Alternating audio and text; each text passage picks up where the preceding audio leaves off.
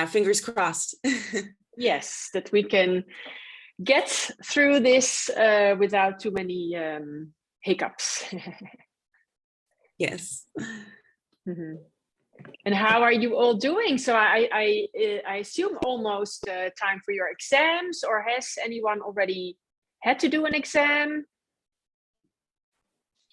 Oh, we start today. You start today. Ooh. And does everybody teach a full class, or are you sharing? Yeah, full 60 minutes. Full 60 minutes. Wow. Yeah, Looking I'm excited. forward. I go tomorrow. Yeah. Good. Nice. It's always that double feeling. On one hand, super excited to do it. On the other hand, also a little bit, scary, no? And sort of nervous to be in front of a class and having to remember everything. Definitely the nerves are there. Yeah. We were just, I'm in the middle of a yin yoga training in Spain now. I host a 50-hour yin yoga training here. And the people that do that, most of all, mostly are already a teacher. So for them, then it's not so scary, basically, of course, to do an exam class. But there is, for example, one girl now, and she's the only one actually that is not a teacher. So that's actually even more, makes her even a little bit more nervous, because the others already have all done it and stood in front of a class. And yeah, right. So you see the difference there. But I mean, for everyone, it's a first time. Exactly. Okay. I see still some people coming in. Let me see. Hello, everyone. Good morning. So let's give it a few more moments. I hope that we still get a few more people. We have, of course, Sarah's not joining, and I have the feeling that we might also miss a few others. But let's just give it a few more moments. There's Tasha. We can see Tasha now. Hello. Okay, and then at the end you have, or this whole morning you have online, no? You're also doing your marketing online, I think, live online. So you have a day or the morning behind the computer. And Kanade, where are you? It looks like you're in a bathroom or something, or I'm in my husband's office. Oh, that's interesting. Office. It's the converted garage, so. Oh wow. Yeah. Nice. Just this one spot could be like you could be in a bathroom, in a sauna, or in a hammam, or like I see something hanging there behind you. It could be like you pull it and then the water comes splashing down on you. Oh, yeah. I don't know. Oh, nice. Okay. We have 9 now, meaning 8 students. So basically still missing a few, but I have disabled the waiting room so people can just come in whenever they still do sign up. Let me just double check. Yes, this is all okay.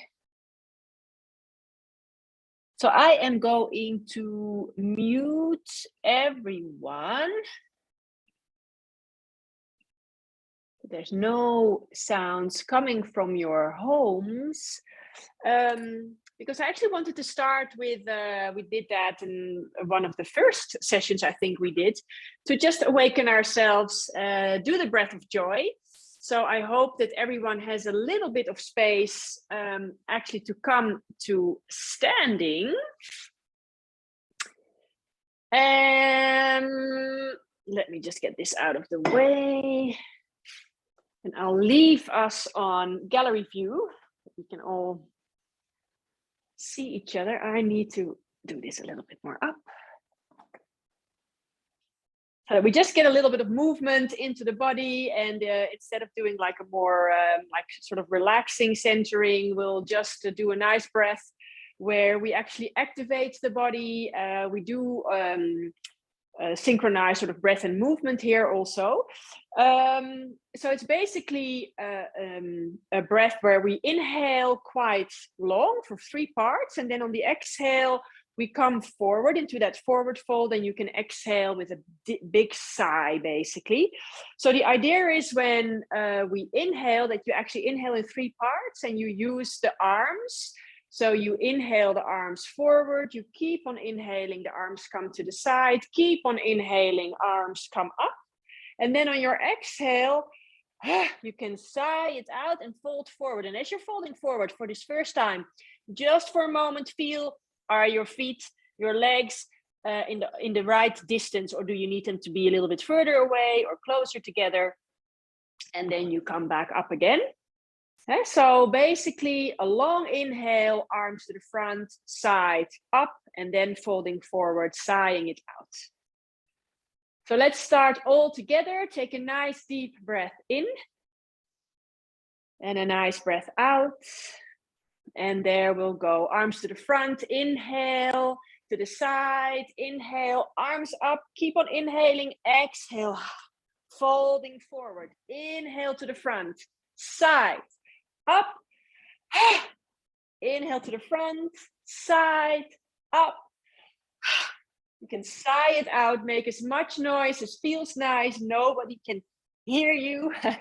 Inhale to the front, side, arms up, exhale, fold forward, inhale to the front, side, up, folding forward, inhale, front, side, arms up, fold forward, inhale to the front, side, up, and folding forward. Keep on going. Anytime that, of course, it doesn't feel nice, when you notice that the forward fold is not feeling good, or the breath altogether is not feeling nice for you, then you can just get back up, stand, and just relax here for a moment, finding your breath.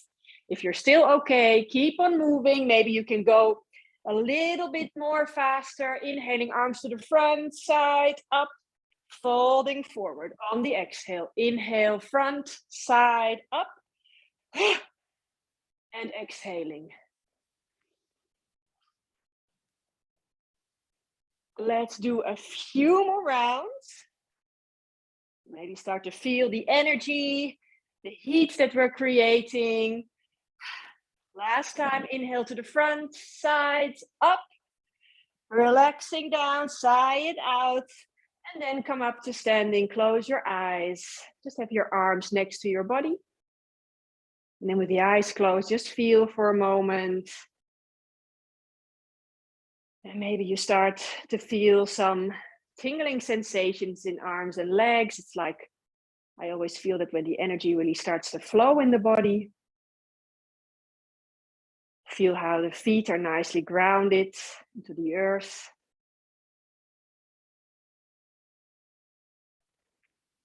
And just feeling that nice sort of heat that you created. Yeah, this is called breath of joy. Very energizing breath, but also a breath that, yes, actually to me, it feels like that it sort of gives you that sensation of joy. And then blinking eyes open, and you can just make your way to your seat.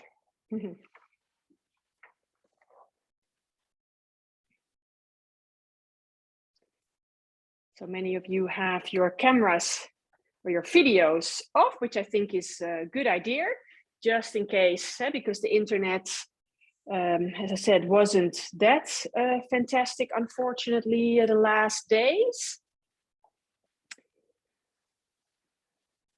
So before we dive back into the session, of course, we were talking last time about the muscles. We're going to continue with the muscles for a bit, and then we'll start to talk about the systems in the body. And I think then we will start talking about the nervous system then. Yes, let's do that. So I just wondered if there's any questions that came up maybe because of last session, or people that maybe watched the video back and have a question on the session. Please let me know. You can unmute yourself for a moment if you do have a question. Just give it a moment or two to see. But I have the feeling that it's all good. Okay, that's great. Then I am going to put myself on speaker view, just also that we have it like that for the video. And then I'm going to share my screen so that we can continue to talk about the muscles. So here we are.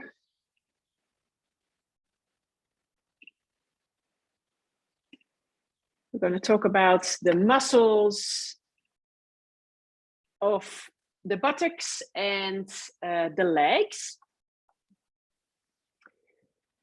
And of course, let me know if there are any questions in between. You can always send me a chat or unmute yourself, or I'll just check back in with you at some point before I change the topic. So the glutes. We have 3 different glute muscles. They're all called gluteus. And we have the maximum, the medius, and the minimum. If you look at my indicator, my mouse indicator, hey, you can see this is the gluteus minimus. It lies the deepest compared to the others. So the others are basically over it. You have the gluteus medius. That is more connected to the rim of the ilium bone, as you can see. And then we have the glute maximus, which is the biggest of them 3. And as you can see, these muscles have, some of them are quite big, like for example, the glute maximus. So just like with, for example, the trapezius muscle, if you remember that, or with the deltoids, there's sort of one muscle with different parts that have different actions. For example, that was with the deltoid, you have the front, the side, and the back part, and they do different actions. And that is a little bit the same here as well. With the glute maximus, you can see it. You have that part, that top part here, that has more the action also of external rotation, of extension of the leg, the femur in the hip socket, and abduction, while this lower part actually helps with adduction. So when the leg is out to the side and the glute is, that lower part is engaging, it will pull the leg back in towards the midline. That's the same for the medius. It has also that front part and the back part, and they have like opposing actions. So the back part is more about that external rotation and extension, and the front part actually helping more with flexion and internal rotation. So let's just go to the overview here.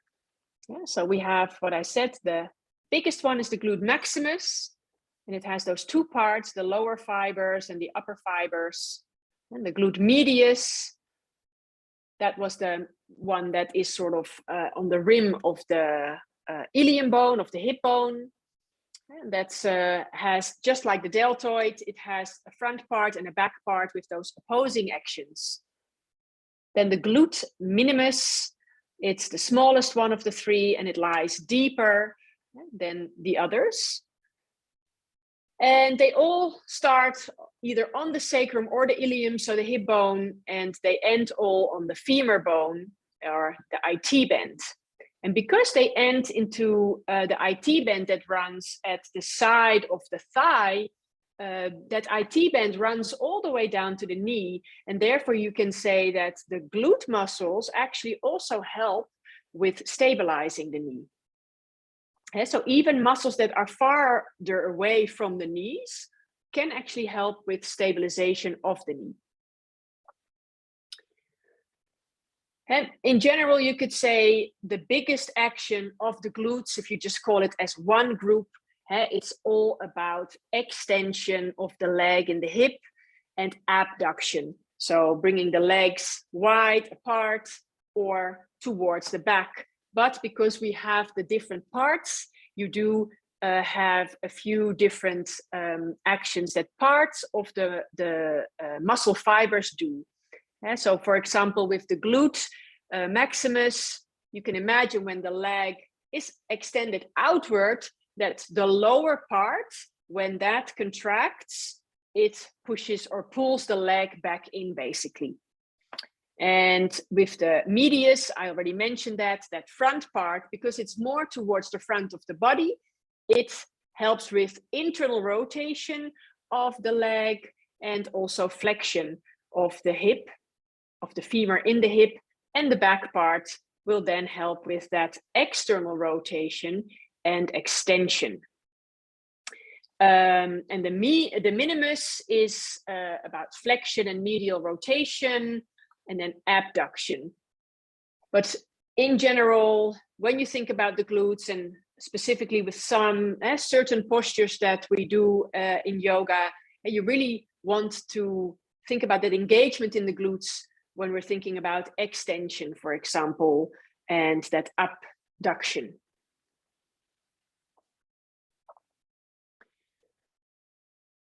So there has been different theories about this, but I wonder, nowadays there's more knowledge on this, and I have the feeling that Sarah probably also spoken to you about this. In what kind of poses is it really good to think about that engagement of the glutes? And maybe you can write that for me in the chat. Does anything come to mind straight away? I mean, there are many poses where we, of course, engage the glutes, but there is a specific sort of range of poses or a group of postures where you can say it's important. John says in Tadasana. Yes, in Tadasana, we try to do as much as engagement in the body as possible, because we want to be completely, how do you say, engaging in the body and strengthening in the body. But I'm talking about a group of poses, and that's why maybe that is giving you an idea when I say we're talking about a group of postures where, we want to be mindful of engaging into the glutes, because it will help us. I see some different things, a chair pose. That chair pose, of course, we're engaging glutes and legs for sure. But when we're thinking about where we have to engage in the glutes to prevent injury, to create stability, does it ring a bell? Sam, thank you very much. I'd say back bends. Yes, exactly. Back bends. And why? Yeah, I see. I see that you're a man all of a sudden. So important in back bends is that we engage the glutes, because the glutes basically help with extension. And I'm just gonna turn this around for a moment, and you might not see my face, but it doesn't really matter so much. I want you to see my lower back and my butt. And so what happens in a back bend is that we're going backwards. So when you're extending the leg backwards, also that's the glute is working here. So when you engage into your buttocks, you basically create stability and a sort of a lift up to actually go backwards into your back bend. And when you do that, even in poses like cobra pose, but of course also in like the deep back bends, you will probably find that you get a lot less irritation, sensitivity in the lower back.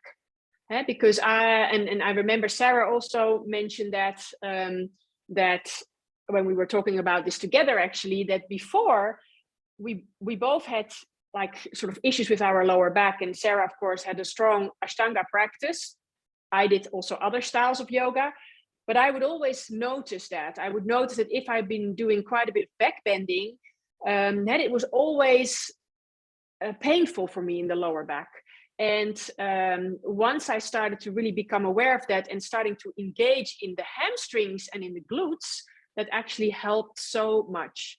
So something to remember, to engage the glutes in back bends. Can I ask real quick, Jane? Yes, for sure. Okay, because Yeah. Oh, okay. I'll put my video on there. Yeah. Yeah. Mm-hmm. Okay, yeah, I just wondered a little bit about back bends because I've heard different people say different things about it. Yeah. And I don't know, my experience is like, if I don't engage glutes with most back bends or squat type, I mean, even not in yoga, like lifting any type of weight, then at least in particular, is it your lower back kind of sacrum area, sciatic stuff that you would start to see would fire up, or would you notice it more muscular? Was it more nervy or more? I think that depends on the person. For me, for example, I would just say that whenever I was doing back bends without engaging into the glutes to create some sort of stability, I would just always have a really sensitive lower back. And I think I felt quite a bit of compression in the back bend, and that's okay. Yeah, it's not compression is not specifically a bad thing, but if it becomes too intense, or you're sort of trying to press through it, or you're literally more like hanging in your lower back instead of coming into a back bend from engaging, that definitely makes a difference. So for me, I felt it as compression of the bones, but then also muscular tissue that was sort of sensitive. And I guess nerves in that sense, I didn't really feel like nerve pain, like sciatic nerve pain, like sciatica. But of course, that can be different for everyone. But I do feel that in general, that we can say, and it's definitely something that was a lot different before, because when you go back maybe 10, 20 years in yoga, or 20 years probably by now, I remember that there was always, teachers were always saying, for example, in Cobra or Upper Dog, or that you didn't have to engage your glutes. They actually said, relax your glutes. But that is what gave me actually more pain in the lower back. I think I was sinking away a little bit too much maybe in it. While of course, when you are engaging there, because the action is extension, it just helps you with a sort of a lift, more of a lift up, and you're doing it more from a place of stability, so to say, instead of just collapsing backwards. So I would definitely say to engage glutes, and for that, it's for many postures. Of course, it's something that we the glutes is something we engage, but specifically to create that stability in postures where we are doing extension of the spine, I think is very important. Okay. Yeah. Thank you. Okay. Yeah, that's great. Just curious. Good. Yeah. Thanks. Okay. Let me see. Then we'll go to the next set of muscles. Ooh, we're going to talk about the quads. So the quadriceps, they are in the front of the thigh, and they consist of 4 muscles. That's also why it's called quadri, meaning 4. All these muscles start from a different place, but they all come together in the same tendon, which is the patella tendon, or the quadriceps tendon. And the patella is like a round flat bone that floats in the tendon. We have these 4 muscles, the rectus femoris, and then the vastus intermedius, the vastus medialis, and the vastus lateralis. And you can, and let me see here, see that. I'm just going to show it to you here. You can see it here. I'll just move my picture a little bit to the side so that you can actually see it. So the quadriceps are here. This is the sartorius muscle, by the way, the one that I'm pointing at now with my mouse indicator. So that's not part of the quadriceps, but the quadriceps are here. So you have the rectus femoris, that's the sort of the biggest muscle in the middle of the thigh. And then to the sides, you have the vastus muscles, and that is the medialis, and that's because it's towards the midline of the body, the lateralis, which is towards the outside of the body, and then the intermedius, which actually lies beneath the rectus femoris. Now, the rectus femoris is the only muscle of the 4 that actually crosses over the pelvis also. So the other muscles all start on the femur bone and go down over the knee. So they help with, or they, the action that they do is extension of the leg, from the knee. But the rectus femoris is actually crossing over here. Yeah, so it's crossing over the hip, meaning that it also is a hip flexor. But it's not that all the whole 4 muscles of the quadriceps are a hip flexor. So it's only the rectus femoris that is crossing over 2 joints, crossing here over the hip and crossing here over the knee. Now remember, and I'll just do this again for a moment so that you can see me a little bit more. Remember what I said when we were talking about movements in the beginning, and muscles, that muscles towards the front of the body, and they help with flexion basically. When we engage in muscles in the front of the body, we basically sort of can curl up into a little ball, and the muscles that lie at the back of the body actually help with extension. But there's the only change to that, the only difference there is in the leg, and then talking about the knee joint. Yeah, so at the front of the body, the quadriceps, and they help with extension in the knee joint, and the muscles at the back of the body, the hamstring, they actually flex the knee. Yeah, so that is basically a big difference with the rest of the body, where we say muscles to the front help with flexion, muscles at the back of the body help with extension. But these muscles, and then talking about the knee joint, they do basically the opposite. Now remember that the other hip flexor that we have is the iliopsoas muscle. So for hip flexion, the iliopsoas muscle together with the rectus femoris, they are the muscles that flex the hip.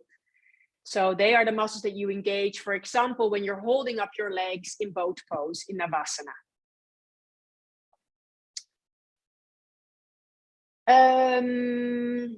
This is the patella inside that tendon. So all those muscles from the quadriceps, they come together into this patella tendon, and it's the patella and that bone that sort of floats in there, that helps to lock the knee, and also helps to sort of like what's the word in English? Like it adds like an extra leverage sort of when we need to, when we're walking and we're bending into the knee, and then have to extend the leg again. That's a lot of weight because legs are big and long. So that patella tendon works in a way that it helps with that movement basically. Okay, let's go to the next slide. here you can see a little bit more close up. And there you can see, because the knee, of course, is here, the tibia bone underneath here, and then the femur bone underneath here. And then you can see how many muscles and tendons are around that knee to support it. And so all these muscles, of course, from the quadriceps, and they come together in this tendon, but they are really also keeping that stability for the knee. And then you have the muscles in the back of the leg, which we'll talk about in a moment, the hamstrings, and they cross, their tendons are crossing over the back of the knee, and then the calf muscle. So there's a lot of connective tissue, also tendons, ligaments that are crossing over the knee to give it stability. Remember, I said the IT band, and that runs here, but then when you are, and I'll again show it to you like this, and when you are looking at the whole thigh, it is running right here, to the side.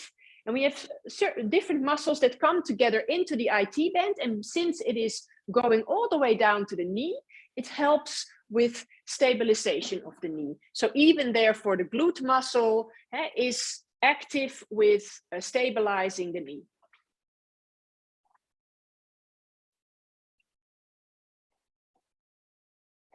I see a message in the chat. Let me just check. The meniscus tear, no. So the meniscus is actually not a muscle, but also not a ligament. It is actually cartilage. And let me just see for a moment, because we did speak about this when we were talking about bones, and I'll just look up onto your manual, which page. Let me see where I can find it. Yes, here we are. On page 20 in your manual, I'll just make it a little bit bigger, and you can see it. It's the dark blue is what is the cartilage, basically, and that is the menisci. Yeah, so when you sort of tear a meniscus, it's basically cartilage that is sort of, broken. And sometimes it's pieces of it, of the cartilage, are actually like sticking out into directions of the knee where it shouldn't be. So then you feel that, and that makes articulation movement really painful. So then sometimes they need to take out the loose pieces that maybe got broken off from those rings that you have in the knee, from those sort of discs, what we call the menisci, and they sort of make it smooth again, so that at least, you're not feeling any edges or pieces sticking out as you're walking or whatever movement you are doing. But otherwise, if it, please take a look again at that page in your book 20, then you can see the menisci clearly. Let me just get back to where we were with the muscles. Here we are with the legs. Yes. Yes. No, thanks, Tasha. I actually already gave this answer.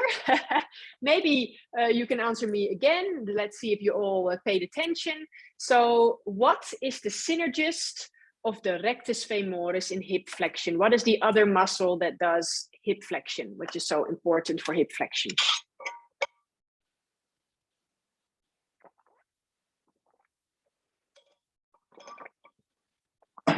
You can, of course, write that in the chat.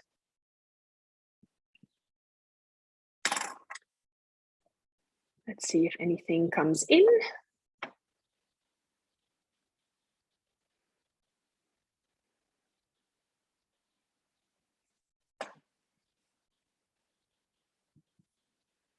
Not getting any answer, so I'm not sure whether you are, if it just takes time, if it's the internet, or if nobody knows this. We spoke about this muscle, I think, in the last lecture, and I just mentioned it just before. What muscle do we use also in both pose? Yes, Carrie is saying it. The psoas and the iliacus. So the iliopsoas muscle. Yeah, that's our other big hip flexor muscle. So when you're doing a lizard pose, for example, that's when you're really stretching that. And when you're doing boat pose or Utthita Hasta Padangusthasana, those kind of postures where you're balancing on one foot and you're holding the leg up with the other, then that's, or with the arm, then that's the pose where you really have to engage in those hip flexor muscles. Then another question, why do we cue many times in yoga to keep the quadriceps engaged, to pull the kneecap up?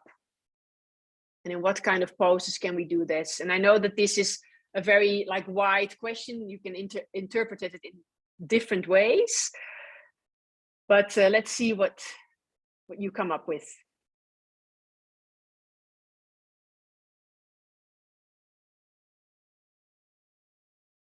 In Tadasana, Kanade says, yes. And so when we want to find that engagement in a stable position, how we're standing, and you want to pull the kneecaps up, because what we want to learn is to engage into the quadricep, because for many poses, we need that. Remember, this was a while back already when we were talking about, for example, Trikonasana posture, where there was this question of do you just can the knee be completely straight, or do we need a micro bend? Or, well, at the end, it's all about making sure that you engage into the quadriceps. I don't see any other answers coming in. So I'll just talk a little bit more about also my intention behind this question is also remember the reciprocal inhibition. When we engage on one side of a bone or a joint, the other side of the bone or joint, so the antagonist, has to relax. That's just the automatic response of the body. So if you are in a standing forward fold or a seated forward fold, so like Padangusthasana or Padahastasana, or in a Paschimottanasana, those kind of poses, if you would engage in the quadriceps, it sends a signal to the brain to relax more in the hamstrings, meaning that you will be able to find a bit more depth, probably in your forward folds. Yeah, so that's also something to remember. And that principle of that reciprocal inhibition can really help you in your yoga poses. I remember also I mentioned it about the example of butterfly.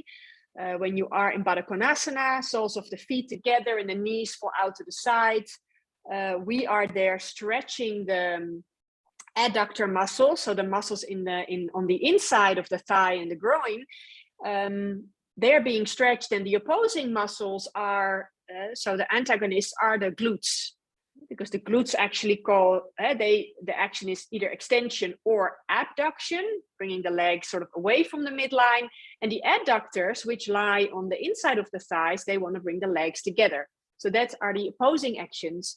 And when we engage into the glutes as we sit in our Baddha Konasana, then there is a signal sent to the adductors to relax. And that maybe means that you can bring your knees a little bit closer to the floor. So I hope that that principle is clear, and also that you can use that and maybe even give those cues to your students to help them find a little bit more depth sometimes in some poses. So please let me know if I go a bit too fast. I always tend with the muscles it goes quite quickly because there's not so much to talk about them. So if I'm going too fast or if I need to repeat something, please let me know. So next muscle we talk about is the sartorius. I've already showed that to you also on the other picture where you could see it lying over sort of the quadriceps. Here you see it. And this is the quadriceps, the rectus femoris with the vastus medialis and the lateralis. And then we have the sartorius that is running over it. The sartorius is the longest muscle in the body. And maybe you remember that from the beginning of our anatomy sessions, or when we were talking about muscles in general, longer and thinner muscles are a lot weaker than when we have shorter or thicker muscle bellies. And the same for when you have a muscle that has a big tendon, much stronger muscle than a muscle that has a tiny tendon. So here you can see this is a very long muscle. It's the longest muscle in the body basically, and it's thin. So this muscle is not a super strong muscle. It crosses over the hips, meaning that it also helps a bit with flexion of the hip, but it's a very weak flexor because, again, as I said, it's a very long muscle, so not so strong. And then also it crosses over the knee, so it also bends the knee. It's flexion of the knee also. And why do I always talk about this muscle? Because if you think about it, what the action, both actions that the muscle does, you see how it crosses over the hip.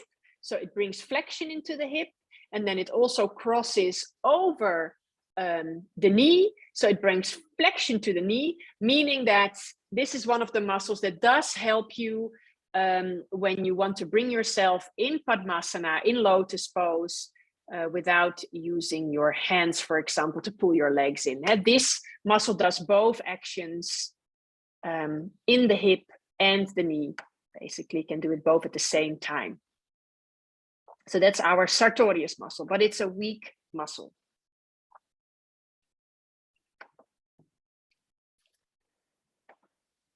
Then we go, we stay on the upper leg still, but now from the front, we're going towards the back, talking about the hamstrings. The hamstrings exists of 3 muscles. We have the biceps femoris, and the word biceps already mentions it. It has 2 heads. Then we have the semitendinosus and the semimembranosus. And they basically all have the same function, all 3 of them. They all have the same action. It is flexion of the knee, so bending of the knee, and extension of the hip. So they're all crossing over towards the sitting bones, and that's where they are connected, the hamstrings. There they start, and then they end all crossing over the knee, as you can see on the back side. And remember what I said about all these muscles that are actually crossing over the knee to create also that stability for the knee. You can see it here, how these muscles all have the ends, the tendons, all running over the knee here and creating stability for the knee. So you have the biceps femoris here. And then we have the semitendinosus here, and the semimembranosus underneath that. So 3 muscles creating together what we call the hamstrings. And because they also have a function, that extension of the leg, when we do back bends, the same thing, to engage your hamstrings together with the glutes, it will help you to lift up and out of the sitting bones basically, and bringing that extension towards the spine, in the spine, movement towards the back.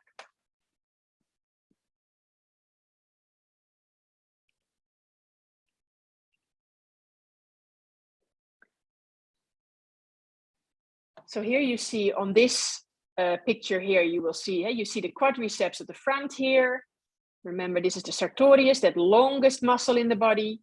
And then to the side, we have what we call the TFL. It's easier than to constantly say tensor fascia latae. A lot of people think we're talking about a coffee here, but it's a muscle. The tensor fascia latae is to the side, and it connects to the IT band. Here you can see nicely how that IT band runs. So the glutes connect into that IT band, the glute maximus, and the TFL also. It runs all the way up to the knee, and that means that even though that TFL is quite a small muscle and quite high up on the leg, it also helps with that stabilization of the knee. And so even though muscles are far away from the knee, can still help with stabilization. So the TFL connecting here to the crest also of that hip bone, the ilium, and then connecting to the IT band. And what it does, the action that it does, it brings about internal rotation. So turning the leg in.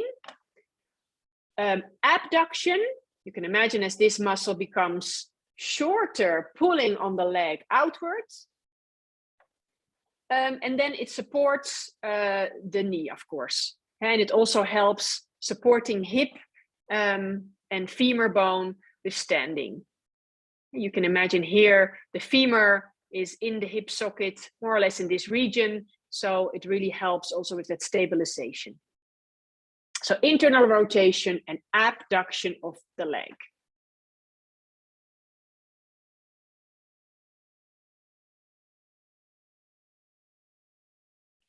Then we, of course, also have the inside of the thigh. So we spoke about the front of the thigh, which is the quadriceps, the back of the thigh or of the upper leg, which is the hamstrings. Then to the side, you have the IT band together with the TFL. And then, of course, we also have the inside of the thighs. And that is where we have the adductors. You can see it also how these muscles are positioned and how the muscle fibers run. So you can imagine when you're bringing your legs apart that these muscles, of course, when they contract and become shorter, that they will pull the legs back in. So we have multiple muscles here. We're not really going to talk about them all separately, but just seeing it as a group. Yeah, so they all are connected, as you can see, to the pubic bone, towards that front of the pelvis here, and then connecting to the medial side of the femur. And even here, that gracilis is also a long muscle, but still not as long as the sartorius. Also a long and thin muscle, meaning also not super strong muscle, but also here connecting over the knee. So also a muscle that will help with that stabilization. But this, everything that's on the inside of the thigh basically helps with bringing the legs back together once they are abducted. It adducts the legs. So we call that the adductor group.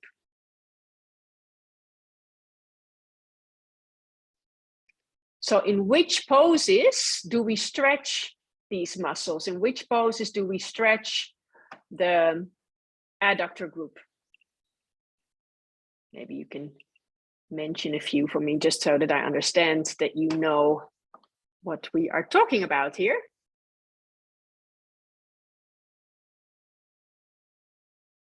You can write it in the chat.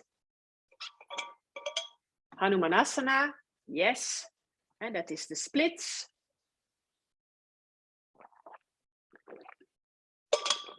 Carrie says Baddha Konasana, yes, for sure.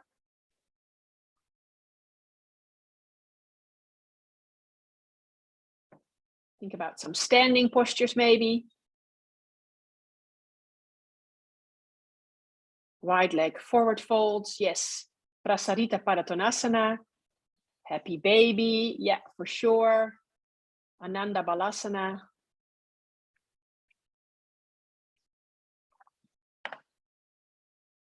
And so any posture basically where legs are wide, and even if that is straight legs or just the thighs separated, because with Happy Baby and Baddha Konasana, of course, it's not about the lower legs, but we're just talking about that, those upper legs, the inside of the upper legs, the thighs. Great. And in which pose do we really need to engage them? The adductor group. One pose, very specific, but of course there are multiple postures.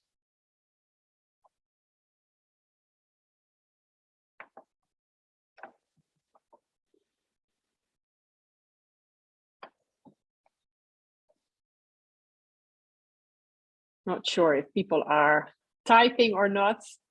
Oh wait, Sam is saying something. Tita Asta Panangustasana. Would you really engage them there? Not too sure, actually. I guess. Because when you engage them, it sort of creates, of course, a certain stability. But on the other hand, they also need to lengthen a bit, because otherwise you would just keep your legs together, and you need to have the legs, they are separated. So there's one posture where I really think of where do we need to engage them? Which pose do you have your legs wrapped around each other? You're really squeezing your legs together. Eagle pose, Edith, yes, thank you very much. Garudasana, and that is one of those poses where you really engage them. And you can also say chair pose, Utkatasana, and you also want to press them together. I guess within each posture, there is always a few muscles that sort of have the main action, but then there's always these deepening sort of actions that you can do, and which is also nice to cue for your students to give them even more feeling of that they're really working it in a pose. I find a lot when I'm teaching that sometimes people come into a posture and then they sort of, it feels like they're almost hanging out. And I tend to then say many times like, hey, it's not a resting pose, and you can engage here and there and see how it feels when you do this or that in sense of engagement, and that can actually help to make it more active. And so I guess there's a lot of poses where we can engage multiple muscles, but for main action for the adductors, I would say for sure eagle pose, of course, and chair pose. Thank you very much. Then let's go to the lower leg. So the front of the lower leg, and we have multiple muscles there, but just want to talk about this one, which is the tibialis anterior, because that is the leg that helps us with dorsiflexion of the ankle or the foot. So dorsiflexion is this action when we pull the toes in, and then you actually can see that that muscle here is engaging. And we use that muscle specifically in young styles of yoga. And when you think about also a wide-legged forward fold seated on the floor, or a forward fold like Paschimottanasana with the legs together, it's so important that we flex the feet or flex the ankles, because we want to also create again there that engagement into the legs. When we do Paschimottanasana, it's a nice cue to say, press the back of the knee into the ground and pull your toes in towards you, dorsiflex your foot, so that you bring that engagement, and then as you're coming forward for your forward fold, you keep engaging in the legs. And the muscle that really works on that dorsiflexion is this muscle at the front, your shin muscle, the tibialis anterior. And we have some more muscles there as well. Then we're going to talk about the back, the lower leg, which is the calf muscle. And again, as you can see, the calf muscle is also crossing over the knee joint. So also that muscle really helps with also stabilizing the knee, keeping both bones, the upper thigh bone, the femur, and the tibia bone connected together. The gastrocnemius, our calf muscle, so is crossing actually over sort of two joints, crossing over the ankle and crossing over the knee, and meaning that it helps with flexion of the knee and when we're walking, but also it plantar flex the ankle or the foot. Plantar flexion, dorsiflexion. That's why when we plantar flex, when we standing high on our toes, you engage the calf muscles, and especially if you have a little bit more bulky muscles, and I mean it in a good sense, I don't have that, unfortunately. I have a very, my muscles are not very defined. And I'm always jealous of people, or of women actually, that then wear maybe high heel shoes and you see the calves so beautifully formed. With me, that never happens. But that's really, you notice when you're walking on your toes, the calf muscle, of course, is contracted. So it becomes a little bit more, you see that form basically. So the calf plantar flexion and helps with walking, flexing in the knee, and then in between the bone, in between the tibia bone and the calf, or the gastrocnemius, we have another muscle, and that is called the soleus. It's a bit more of a flat muscle, and basically, and I'll show it to you for a moment on this picture, then you can see it. So here you have the calf, and then the soleus is sort of in between there. You can see. Let's go back. This muscle is an important muscle for us because it is actually called the heart of the leg, or the legs. When you think about how our blood circulation works, through arteries, blood is pressed out into the body basically, and arteries, they have muscle fiber, muscle tissue, so they help to pump basically the blood through the arteries into the veins. But veins, they don't have this muscular tissue, so it's much harder for blood, for example, that is down into the foot or the lower leg, to come up towards the heart. And the only way that it goes up basically is because we have muscles, and when we move, those muscles, of course, either contract and then relax, and when they contract, they become bigger, bulkier, so they press against the veins, and they can actually press the blood back up. So that's why the soleus is actually called the heart of the leg, because when we move, when we walk, that muscle presses against the vein in the leg, or the veins in the leg, the big veins, and it presses the blood back up towards the heart. Yeah, so that's why it's an important muscle for us.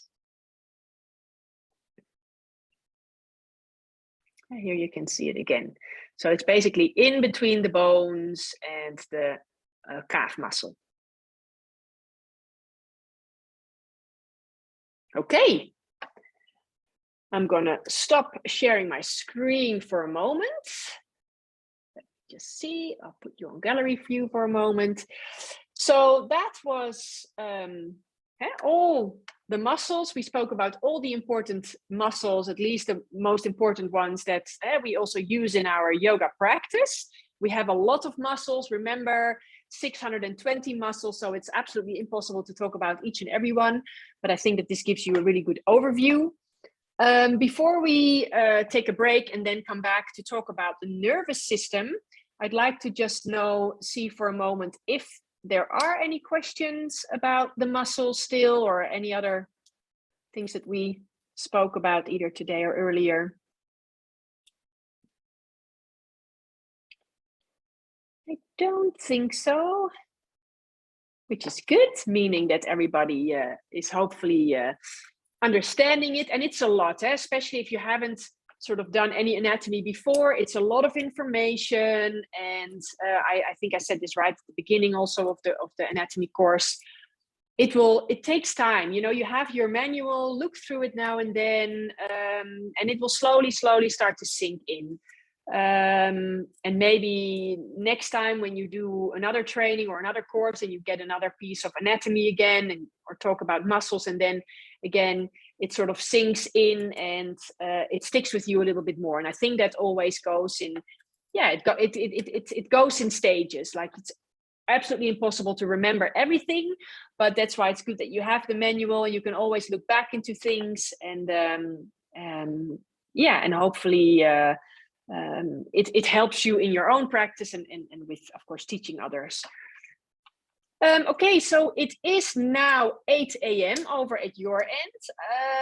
I suggest to take, otherwise maybe why not? Let's do about 10 minutes break. So let's come back at 8:10 so that you have a bit of time to move around and Then we'll continue with the nervous system. And I am already going to share a link of a video that I would like you to watch in the chat. But you don't have to start to watch it now because we'll watch it all together at the same time during the lecture. But I already will share the link into your chat. So maybe you can just check for a moment whether that link actually works for you, because otherwise we would have a little problem. But I hope it works for everyone. And then please do take that little break. So I'm just going to give you that link now. Let me see. Where are we? Yes. So again, just to repeat, I'm not asking you to watch it right now. We will watch it together during the lecture when we come back after the break. But then at least you already have the link. And maybe you can just give it a try to see if it works for you. Yeah, and then I'll see you all back at 8:10 your time. Thank you very much.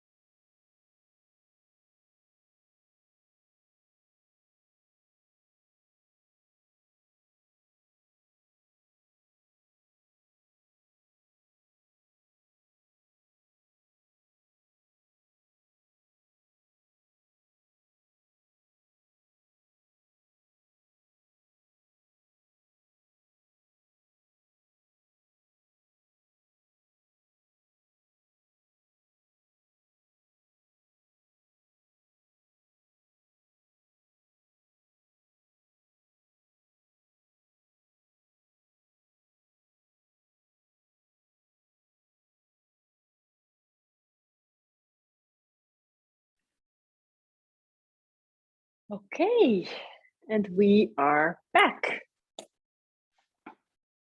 I hope everybody is there. I, of course, don't see everyone because of the not having the video on. I see some thumbs up, so I'm assuming that it's all good. Hello. Okay, then I am going to share my screen with you, and we'll start to talk about the nervous system a bit, and then we're gonna watch the video all on our own site. And I do that because when I would show it to you on my in my slides, in my presentation, the audio doesn't come with it, and of course that's super annoying. So that's why I do it like this, where everybody watches it on their own computer with their own link. But first we're gonna do a little bit of an introduction on the nervous system. So just sharing slides with you. There we go. Yes.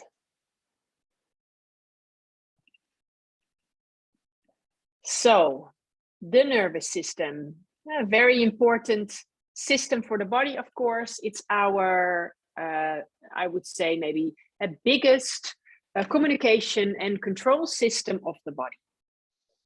We have 3 communication systems.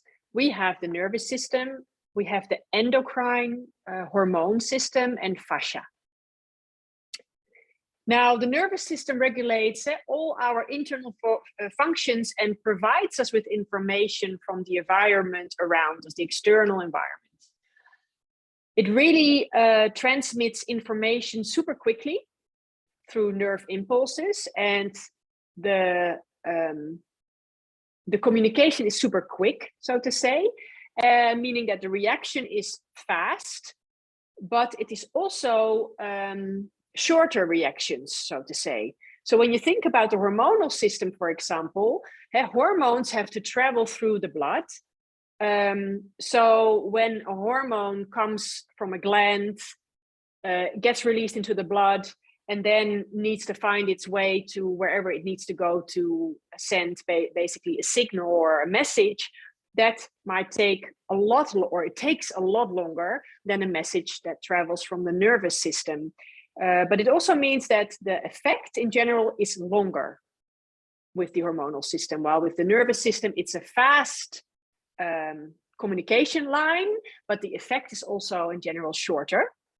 And then you have fascia. Fascia being that tissue, that connective tissue that connects the whole body, basically from the crown of my head to my fingertips to the toe, to my toes, the ends of my toes, and that whole network is also like a sort of a communication system. See, here you can see, and this is of course the sort of besides the brain, of course, this is the main part of the nervous system where it all starts with the nerves. We have that spinal cord. This spinal cord runs inside the vertebrae, and the vertebrae, the bones, are protecting the spinal cord. Then, of course, the brain is there in the skull, and we have nerves that also come out, so to say, in the brain and are inside the skull. We have 12 nerves there. But the nerves that come out of the spinal cord, they basically all branch off into the body. It's a big network. And we have 30 vertebrae, and that is included the sacrum, which is sort of seen as 5 bones fused together. Those 30 vertebrae, they have a nerve coming out of each vertebrae below the vertebrae, basically. But then in the neck, there is also one nerve that comes out right above it, meaning that we have 30 vertebrae, but we have 31 nerves that come out of the spine, meaning that because we have 7 vertebrae in the neck, because we also have that nerve coming out at the top and one at the bottom, basically below each vertebrae, meaning that there we have 8 nerves coming out of the neck. And then we have 12 in the thoracic spine, We have 5 in the lumbar, 5 in the sacrum, and then there's that one coccyx nerve as well. So they're all branching off.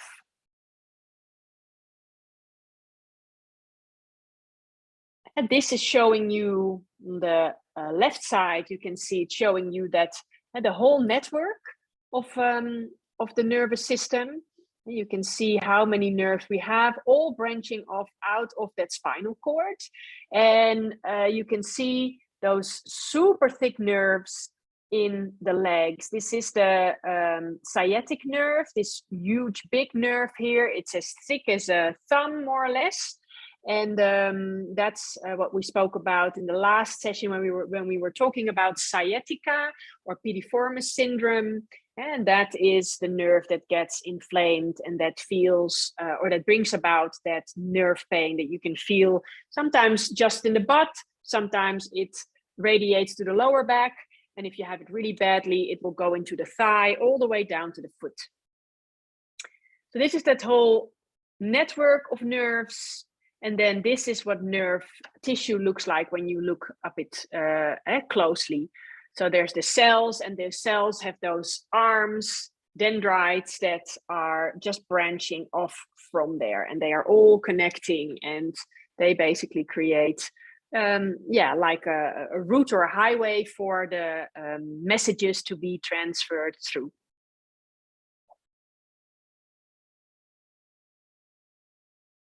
So the nervous system, we call it 2 different systems. Basically, you have the system that is more towards the midline, so to say, of the body. So we're talking about the brain and the spinal cord here in sort of pink, and that's what we call the central nervous system. And all those nerves that branch off from the spinal cord, that is the peripheral nervous system. And that's all the nerves that are branching off into the whole body. Or I think we would say peripheral. I think that's the right way to say it. Peripheral nervous system. This is showing you, and you have all these pictures, by the way, a lot of these pictures are all in your manual as well. This is showing you the nerves that we have in the skull. So we have 12 nerves in the skull, and you can think of that they are nerves that control our smell, our taste, our hearing, our sight, and those kind of things.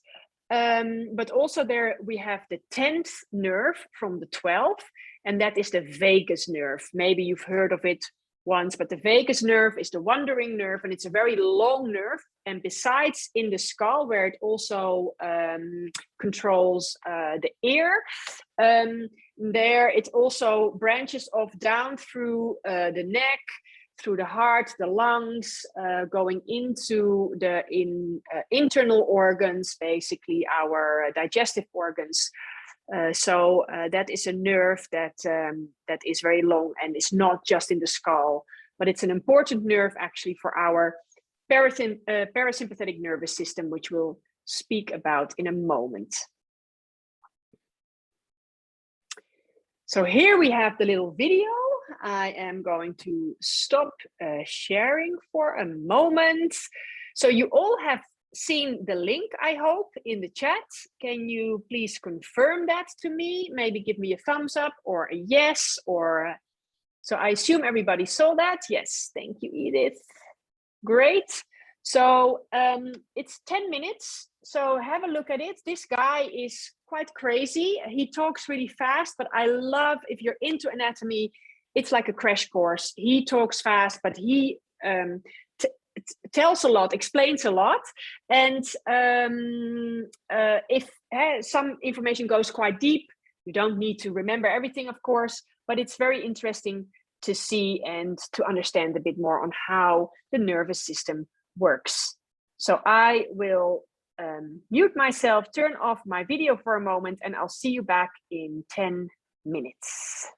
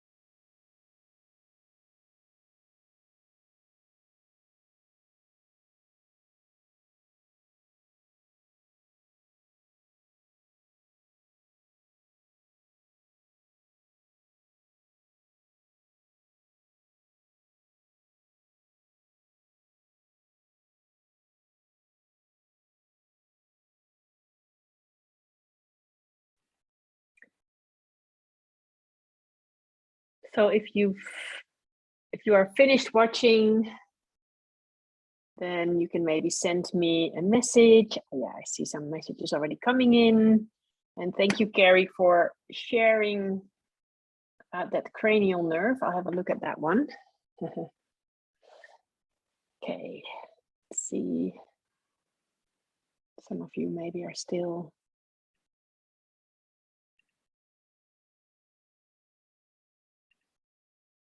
watching.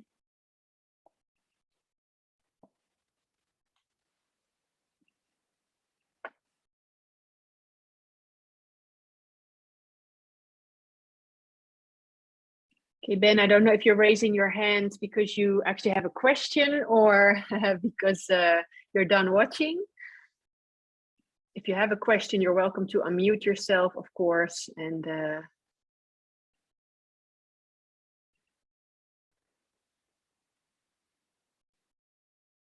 done watching. Okay. Great. So I really like this guy. I like all of the videos about the anatomy. He does it really fast, but it just it's the same when you maybe I think all of you by now probably watched the lecture also on the respiratory system, and I had some videos there. And sometimes I find when you see something instead of just me speaking in words or looking at pictures, then it shows a little bit more like how things work. Cassie, you say please send the link over again. Do you mean the link of the video from like the how you can watch the video back on the what you call it, the video of the respiratory system and things like that? For what we just watched. Yes, I will send it. I'm assuming you don't need it now, but I will send it later. I make sure to send over a few things actually. I'll send over because there's quite a lot of nice videos in this crash course. Anyway, we'll watch another one probably next time when we come together, or maybe we still make it. Let me just write it down. Link, crash course, nervous system. So it goes quite deep into all the names of all the different cells that we have. We won't go so deep into it, but it's interesting to see it. So I'm just going to start to share my screen again, and then I'll come back to my presentation. Again, if you have any questions, remember, just write it in the chat. So nerves are two-way roads, so to say. And you also saw that in the video, like there is signals that go through the nerve from the skin, for example, that felt the spider to the spinal cord and the brain. And then the brain or the spinal cord takes a decision on there needs to be an action done. And then that information again is sent through the nerve out to actually get that action going. And that's what we call a reflex arc. So we have information coming from our senses, and that can be the skin, the eyes, the ears, our nose, the mouth. And that all is information that comes out sort of from the external environment, and it gets sent to the brain or the spinal cord. That goes via our sensory nerves. Sensory input, sensory information from outside to our brain and spinal cord, but also sensory information comes from our body inside, for example, from our organs. Then when an action is necessary, or when a message needs to be sent out, so to say, it also passes through the nerves, and we call them motor nerves. So in the case of the spider, it's the motor nerve that the brain or the spinal cord is sending a signal to say with your hand, please get rid of the spider. The motor nerve, then the signal is sent through the motor nerve to the muscles that need to create an action in the body to basically, how do you say, like kick the spider off. Yeah. that whole process is what we call a reflex arc. And reflex arcs also happen internally. And there is a lot of communication constantly happening inside of us that we're actually not really aware of. And that's also a good thing, because otherwise we would probably get overstimulated, because it's a lot. There's constant communication. The cells in our body, they can only live in a certain environment. They need to have balance. And to keep that balance, of course, our communication systems in the body are always talking to make sure that that balance is, in a good way, that the balance is there. So this is just showing you that reflex arc. And this is showing you the example of, for example, when you're burning your skin on a flame. So it's a sensory nervous cell that picks up that signal of that there is something hot on your hand or on your finger. And through that sensory nerve, that message is sent towards the spinal cord. Now, when a situation is more urgent, like, for example, if you're burning your hand, that message is not going to go to the spinal cord and then all the way up to the brain so that the brain can make a decision, oh, I need to pull my hand back. No, the spinal cord at some point in our lives has learned so much, so to say, from the brain also. And it's also part of the brain. It has that same type of cells in there, and it can actually make the decision for the brain, so to say, and it goes faster, because it doesn't have to go all the way up to the brain. It will stay in the spinal cord, and the spinal cord here makes the decision to send out a signal via the motor nerve in red here to the muscle in the arm, so that the arm basically gets pulled back, so that the hand is pulled away from the flame. That is what we call that reflex arc. Now, the body is so such a genius. So it's such a intellectual thing, our body, because there are so many cells and also nervous cells that help, for example, with preventing injury. So we have these two types of cells. Some are in the muscles, and the ones that are in the muscles we call muscle spindle cells. And the ones that are in the tendons, we call Golgi tendon organ. And they basically prevent us from injury. What happens is when a muscle is stretched, then at some point it gets stretched to a level where for the muscle, it's not comfortable anymore. And to avoid overstretching, there are muscles, so receptors basically in the muscle, that detect that stretch, and they're like, uh-oh, this is going too far. So they will send a signal to the brain to say, please send out a signal to contract the muscle. Because of course, if it's being stretched and the muscle would contract again, it becomes shorter. So that's the way how the body takes care of itself. There are these nerve cells in the muscles. When there is this fear of overstretching, when we're almost going too far in the stretch of the muscles, in the muscle, then that signal gets sent to the brain, and the muscle will contract and become shorter, so that the stretch is gone, basically. On the other hand, you can think about that a tendon is on both sides of a muscle. It connects the muscle to bone. Now, if a muscle is really contracting a lot, say that when you talk about your biceps, say that you're lifting something that is super, super, super heavy, so you really need to contract a lot, then you can imagine that there is a big pull on the tendon, because the muscle is becoming shorter. The more it contracts, the more muscle fibers are shortening, meaning that on both sides there is a big pull on the tendon.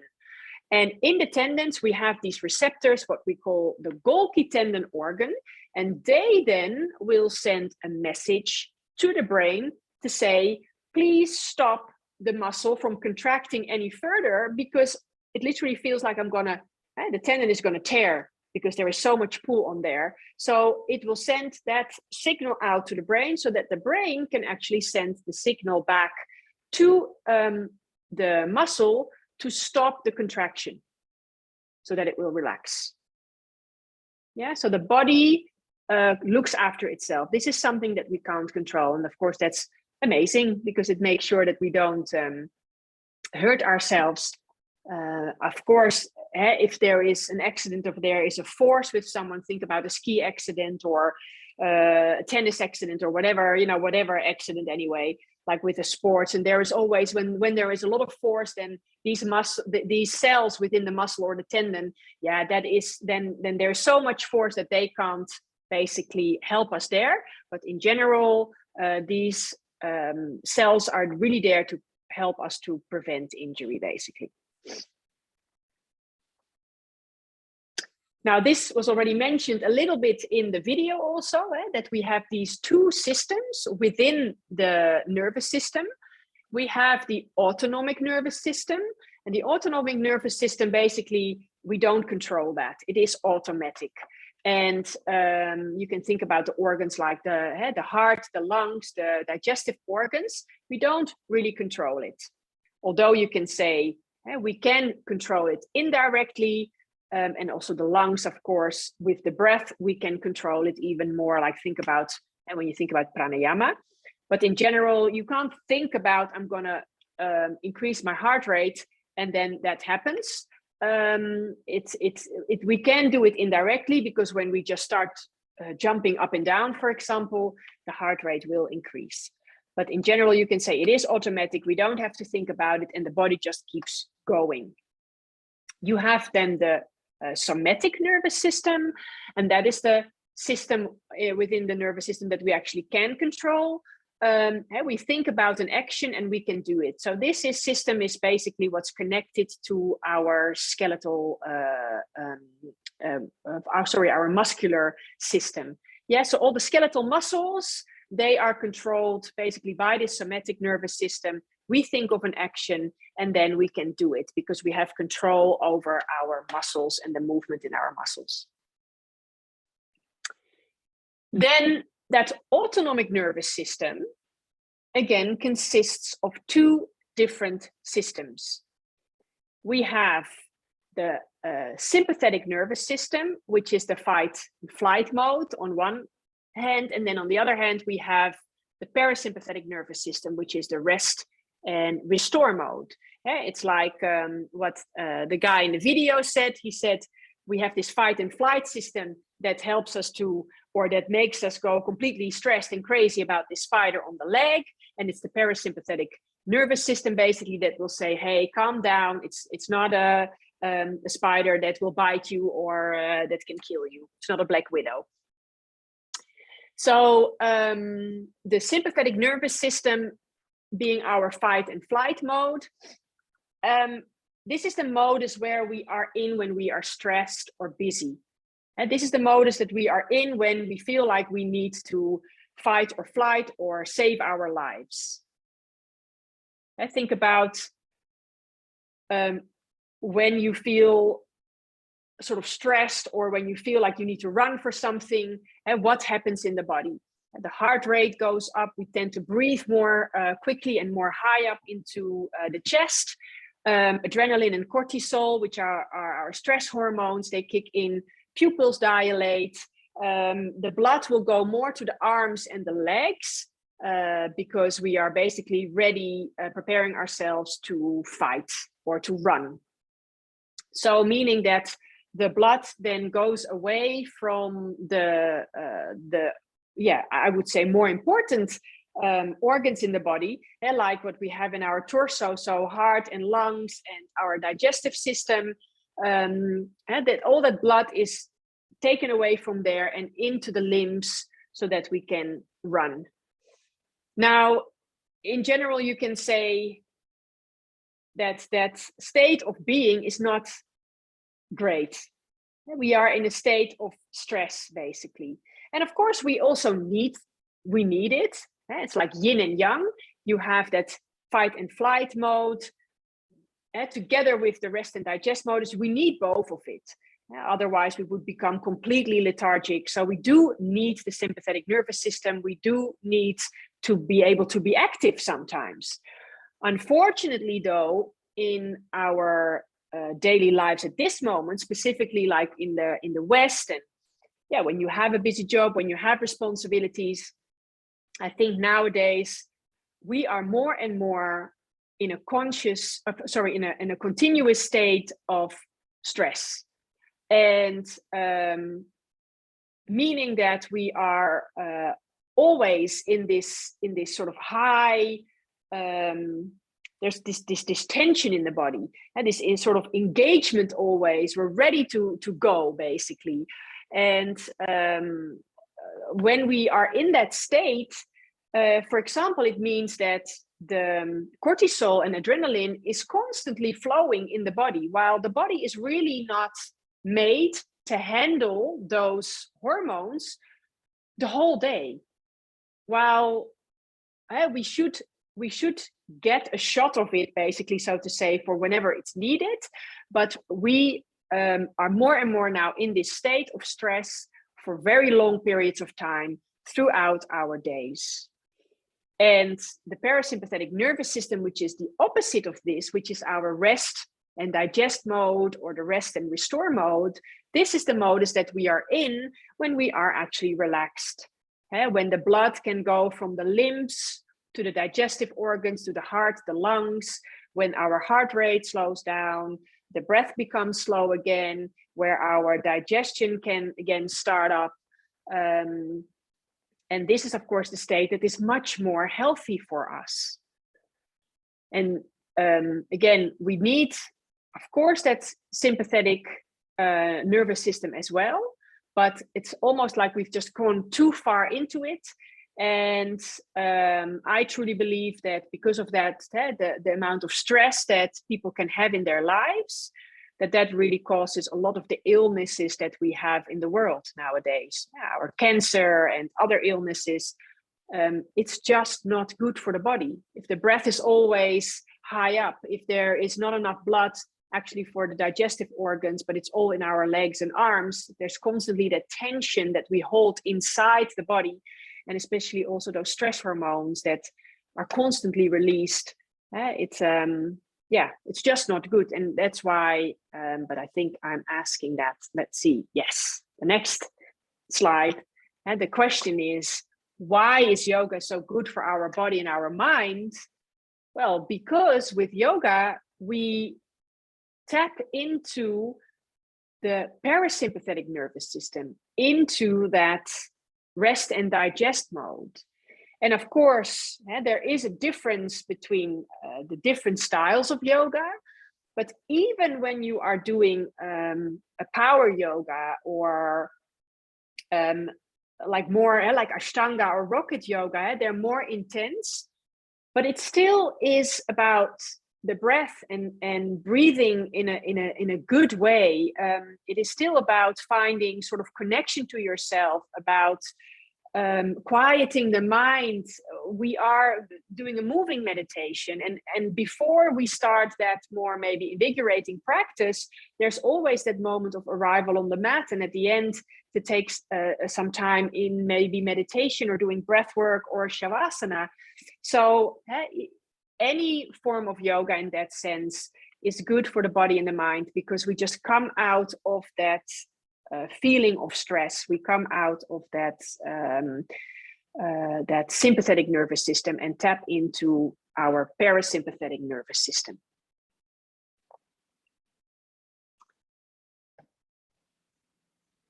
So you saw that in the picture when we were looking at the whole nervous system, and you saw like all those channels in the body.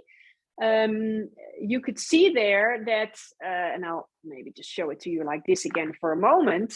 You see how the nerves, they branch off, come back together, branch off, and come back together again. And the areas in the body, the places in the body where these nerves actually come back together again, that is what we call a plexus. And behind the clavicle, so sort of here, we have an important plexus called the plexus brachialis. You can see it here. So there's a cluster of nerves here, but also we have an artery running there, an important veins running here. And this is an important part where we want to avoid compression.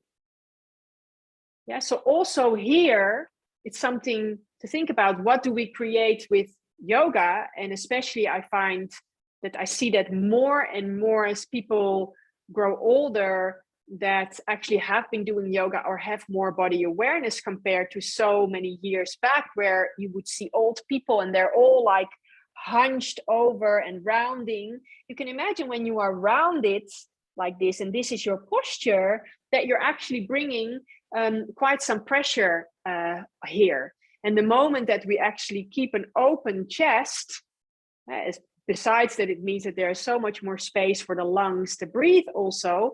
And it's also important to keep that posture because you want to keep that space here for the plexus brachialis, basically. This is also interesting, by the way, and that's specifically something that I, in general, feel with yin yoga. But maybe you also feel it in some postures when you do more active styles of yoga, hatha yoga, or any flowy kinds of yoga. When you have postures, especially when you're lying down and you bring arms overhead and your arms start to tingle, that can be because when you're bringing the arm overhead, you're actually pressing the clavicle inward. And when you're pressing the clavicle inward, it is actually pressing on that plexus brachialis here, that point here. And then it means that when a nerve is trapped, that's when you might get to feel that tingling sensation.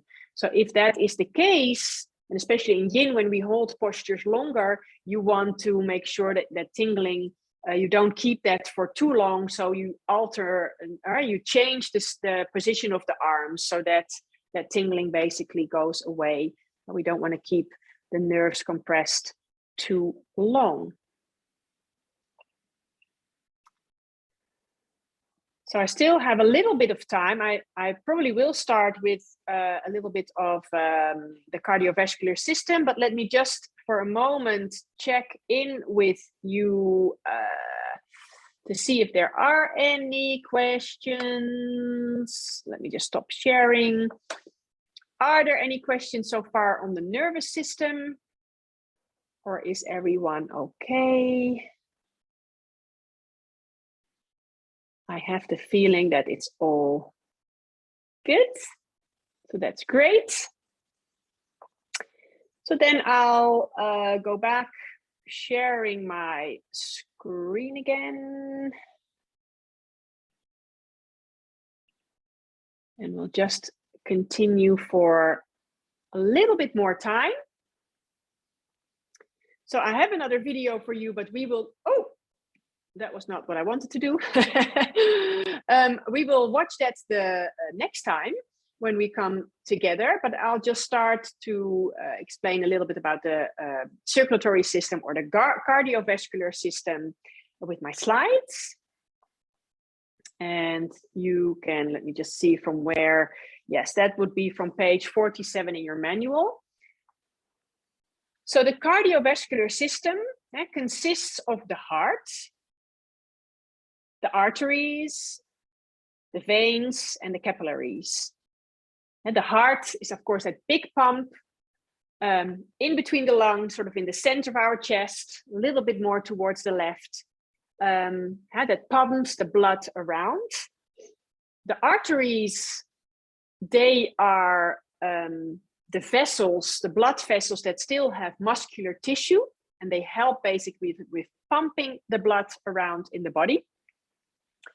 And then in the veins is where the blood is basically collected, that is deoxygenated. So the arteries carry the blood that have a lot of oxygen to the tissues in the body, and in the veins, basically the blood that where the oxygen has been taken out into the tissues, into the cells, it's taken it back towards the heart.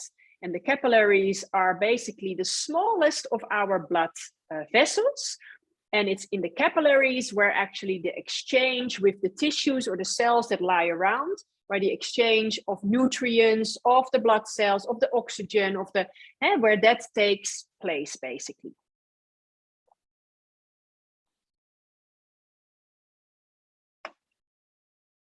So through the cardiovascular system, our blood is transported. And of course, it's important, a very important system, because it carries basically oxygen, O2, and nutrients to all the tissues, to all the cells in the body. Every cell in the body needs nutrients, needs oxygen.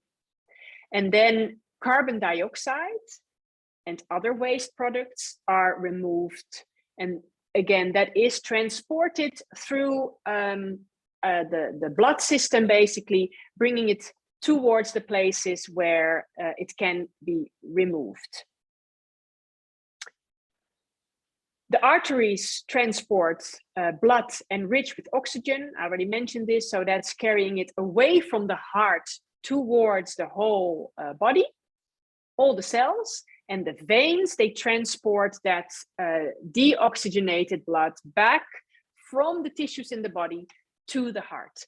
And then the heart, of course, makes sure that there is also a loop with the lungs, because with the lungs, inside the lungs is, of course, where, again, then the exchange takes place of either oxygen coming into the blood so that it can be transported towards the rest of the body, and CO2 is being given back, basically, to the lungs, to the alveoli, to be breathed out. The artery which leaves the heart is very, very large, and that divides off and off and off again into smaller branches until we get to the smallest of branches, which are the capillaries, so the smallest blood vessels. And then the capillaries, that's where that nutrients and oxygen and CO2, carbon dioxide, where the exchange takes place. And then, of course, through the veins, the blood gets transported all the way back to the heart. And I just want to, I don't have that picture here, but you have it in your book on page 47. You can see it. It actually shows it pretty clear how that loop sort of works. So we have the loop from the heart going out into the lungs, where there the exchange takes place of oxygen and the carbon dioxide. And then, of course, it's the heart, the loop that goes into the body, where from the heart, it is going out into all the tissues of the body. And then the blood that contains the waste products and the deoxygenated blood going back to the heart again, then to be again pressed into the lungs again for that exchange. And it depends a little bit on the size of the body, and it's not like 100% like this for everyone, but I believe it takes about 1 minute to complete that whole cycle. Okay, so I think I will stop here, because I don't want to take up more of your time, since I know that you have a little bit of a break and then you have another online session. And I know that when you're constantly behind the computer, and that can be a bit intense. So just to be sure, is there anyone that has any questions from the last few things that I spoke about, the circulatory system? We'll go in more depth next time when we come together. No, all good. Okay, great. And the next time when we come together, it's of course our last week together already. Goes so quick. So then I will also then send a link for, we have a few more videos also that we're going to watch together. And of course, we'll still talk about the rest of the cardiovascular system and lymphatic system and the digestive system, which is also interesting to learn all about. Okay, lovely people, thank you very much again for your attention being there, and I wish you so much luck, because I know that today Some of you already start to do your exams. Sarah suggested to give me also the link to see your classes. I'm very curious to see how you're all doing. I hear that yeah, everybody's doing super good and Sarah is super proud. So really nice. And yeah, take a nice break, and I hope you have a good marketing session as well. And we will see each other next week. And if you missed it, or if you want to repeat it, then know that I will on my website have the link probably by the end of the day for you. Yes? Okay. Thank you very much. Have a great day and good luck with the exams. Thank you. Bye-bye.